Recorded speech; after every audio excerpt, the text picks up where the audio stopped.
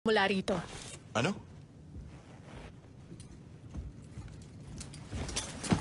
Ano sabi mo? 1, 2, 3! 20 minutes na! Teka! Hindi ako marunong!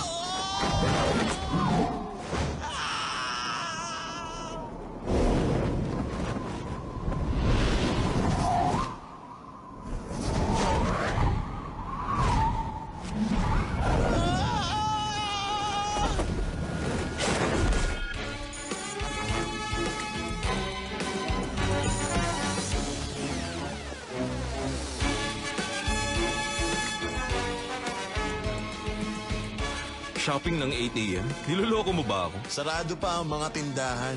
Kahit gaano ka pa kayaman, hindi sila magbubukas para sa'yo. Huh?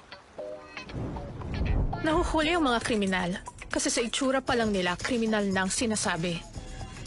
Gusto ko lang magbihis kayo ng maayos para hindi nila kayo pag-isipan ng ganon. Kung ganun, pwede namin kunin kahit ano ang gusto namin. Hindi. Kung ano lang ang aprobado ng stylist. Stylist?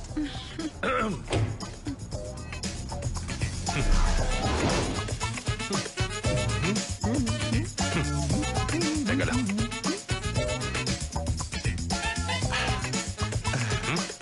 Uy, seryoso ba itong dalawang to? Ewan ko.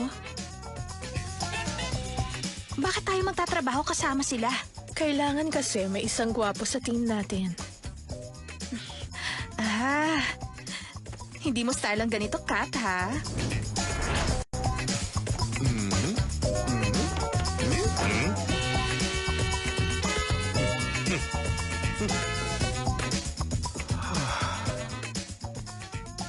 Malapit na tumatapos. Huliin na natin sina Dupam at si Puan. Hindi pa. Bakit hindi pa? Kailangan mo ng bagong hairstyle. Okay na, Kailangan buko. mo magtiwala sa professional hairstylist. Sila ang pipili ng bagay na hairstyle sa'yo. Sino ang hairstylist?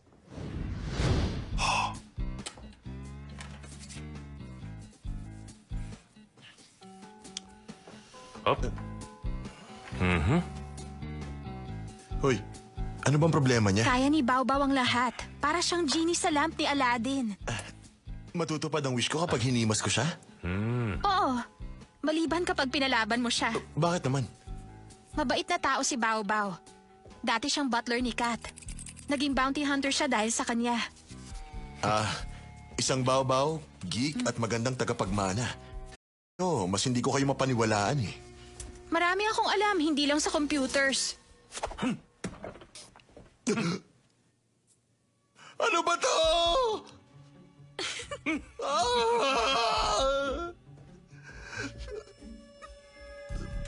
Bagay rin naman sa akin.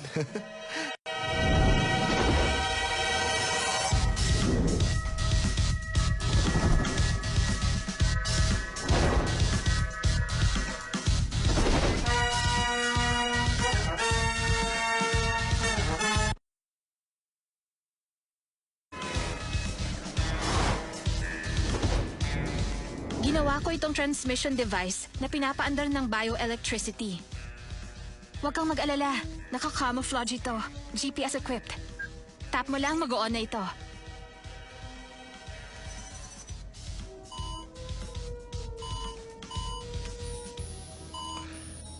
Huh? Sawadee ka? Lolo! May 24 na C-points dito sa Bangkok. Ang 5 sa kanila pwedeng konektado sa terrorist attack sa Sa hotel. communication records nila, hanapin lahat ng lead. Kami nang bahala kay Dupam. Talaga, kahit si Swan hindi siya mahanap. Nahuhuli namin ng mga masasamang tao gamit ang paa namin. Hindi daliri ang gamit namin. Tama. Wanted din tayo. Maging alisto sa ibang bounty hunters. Tandaan nyo. Kumusta ka? Ha? Uy, yo! Saya mo. Sabi ng informant ko, nasa Thailand daw si Dupam ngayon. Si Dupam nasa Thailand.